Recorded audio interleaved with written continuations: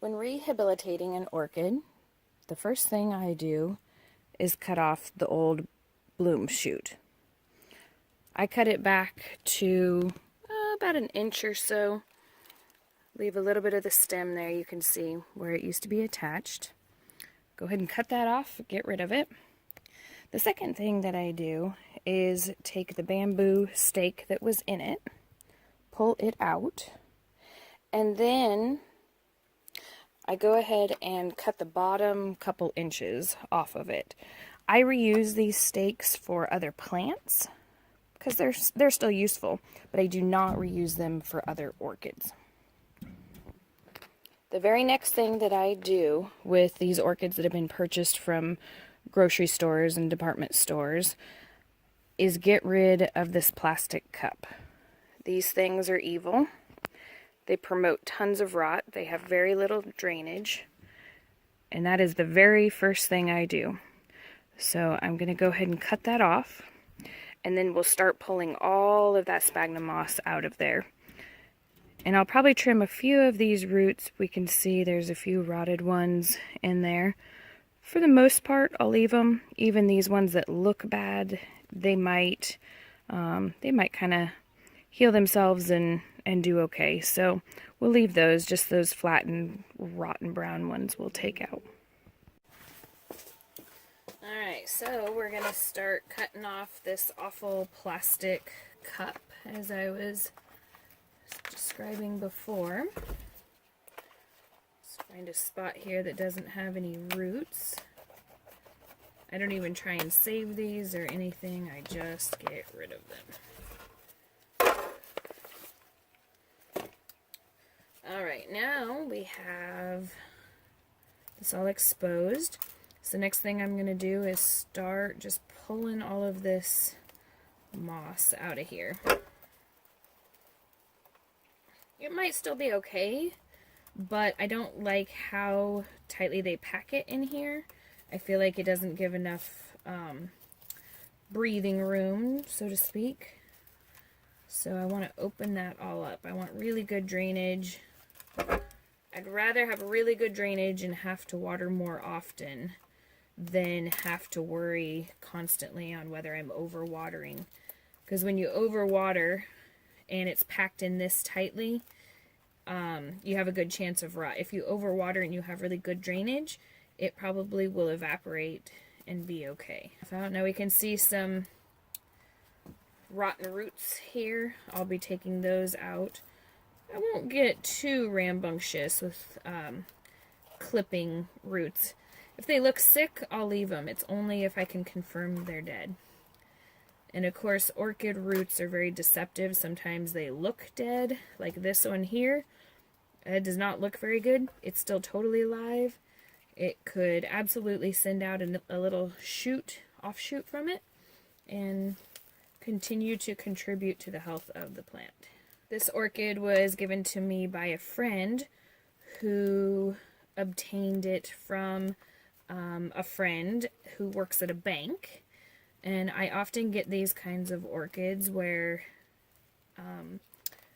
somebody buys it as a thank you for somebody at a title company or a bank or somewhere, and they keep it indoors where there's no light for the duration of the blooms, and then as soon as the blooms are gone, the orchid by then is very sick, and they don't know what to do with it, and so they give it to me. When I get them at this point, it's not very difficult to save them, really. This is, yes, it's a little unhealthy. It needs some help. If it was left like this for another 2 weeks, we'd probably be in trouble. But this is pretty good, really. I can work with this. There we go. We're getting all of that stuff on the inside pulled out. The great thing about sphagnum moss is it just pulls off of the roots really easy. Sometimes with bark, which I use, the roots can really attach to those chunks of bark, and then when you pull the bark off, it rips part of the root and damages it. So that's always kind of a bummer. You have to be a little more gentle, but this moss just comes off really easy. So we've pretty much got most of the original stuff out. I'm not going to get every single little tiny chunk, but I'm just going to grab whatever I can. So some of this, so it was starting to mold. I don't know if the camera will show it or not, but all of this stuff in here has mold on it. And actually, when my friend gave it to me, as soon as she handed it to me, I could smell the mold. So if you can smell mold on your orchid, it's time to do something different. Environment change, transplant, something. There should never be mold on them. They do not like it. Like I said, there isn't going to be a ton that I take off. There's kind of a dead root there. Little end. Anything that I can take off that will potentially cause rot and molding after it's transplanted. So dead material decays, and we don't want that with orchids. They do not like it. Here's kind of a yucky one. Just kind of some ends and tips here that don't look very good. So the next thing that I always do with my orchids is I spray them down with either Listerine or pure alcohol, 90%. It helps get rid of any bugs that might be in there. And I don't know, I've been told from a lot of orchid people to do this. So I guess part of it is that I have just been told to do it, so I do it. Because I'm so good at following directions. So we'll just go like that, and then I will set it aside and let it air out, finish drying off, while I get the potting medium together. While the orchid is drying off and letting all the alcohol evaporate from it, then I start getting my potting medium ready. So I am going to use this adorable little basket this time. My oldest orchid was in this, had been growing in this for years. And then this summer, I put it in my greenhouse and sunburnt it and killed it. So obviously, I'm a great person to take orchid growing advice from. So I washed this little container, and now I'm going to reuse it for this new orchid.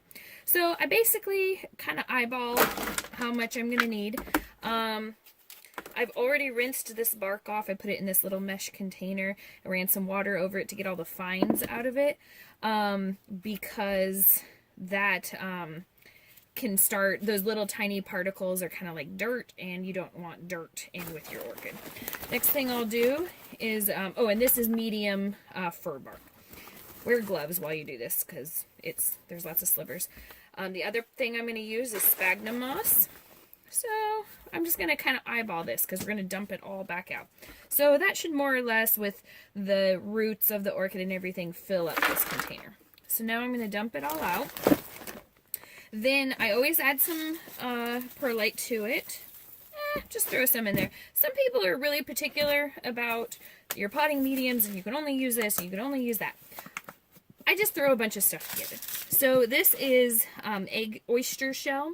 If you have chickens, you probably have some of this out in your barn.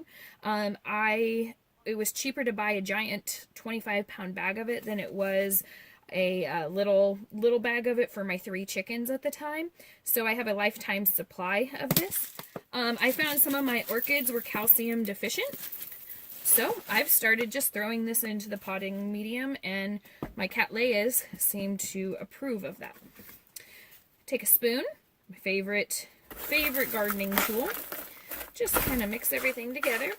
Now I am going to put some water in it. Let things kind of start soaking up. That sphagnum moss absorbs a lot of water. So I find that it sticks around the roots and in the container a lot better when I do this. You're probably noticing that I have corks in here too. I may or may not drink some wine, and I save all the corks because apparently I think I need to do that. And then I've actually started planting some of my orchids in them, especially if they're real cork. I've got one in here that's a plastic one. I'll probably throw it in there. I'm not really that worried. It helps with drainage. Orchids can grow in not very much. So anyway, I don't know if it's a good idea or not, but it's fun for me. And it makes me feel, it rationalizes my evening indulgence. So there we go. So the water's starting to really soak up. We've got a little bit left in here. I'm going to leave it for a minute, and then we'll start actually potting it up. We've mostly got all the water soaked up. There was a little bit of excess, so I just drained that off. I put the corks in the bottom. I don't know why. I just did, because that's what I'm doing. I normally make last-minute rash decisions when it comes to potting my plants. Kind of like when I make dinner. I don't know what I'm making until 5 minutes before it's happening. So we're just going to start shoving this in here. This is a pretty big pot for this small of an orchid, but it'll give it lots of room to expand. Okay, we've got most of the potting medium in here, and I'm going to try and actually fit all of it. Sometimes it looks like not all of it's going to fit, but once you actually start tamping it down, it's just perfect. Then I take my favorite gardening tool, my spoon, and just kind of start pushing this down into any little crack and crevice. Obviously with this big of holes in this basket, I'm going to lose some out of it, but that's okay. I'd rather do that right now while I've got a mess going anyway. Kind of want to get those roots anchored in there nice and strong. Also use your thumb. That works pretty good. Obviously you don't want to break the roots, but you can push on them pretty hard. They're pretty flexible. Now some people will tell you, don't water your orchid right after you transplant it. I don't know. People tell me a lot of things. I just do whatever I want. Like most things in life. You can ask my boyfriend. And I go ahead and water it because I feel like it kind of flushes out some of that fine stuff that gathers in there. And it kind of settles it in. I let it all drain out. And then I will put it in an environment where it's not going to... it's not going to be in a cold environment where all that moisture is going to really mess it up. So, anyway, there we have it.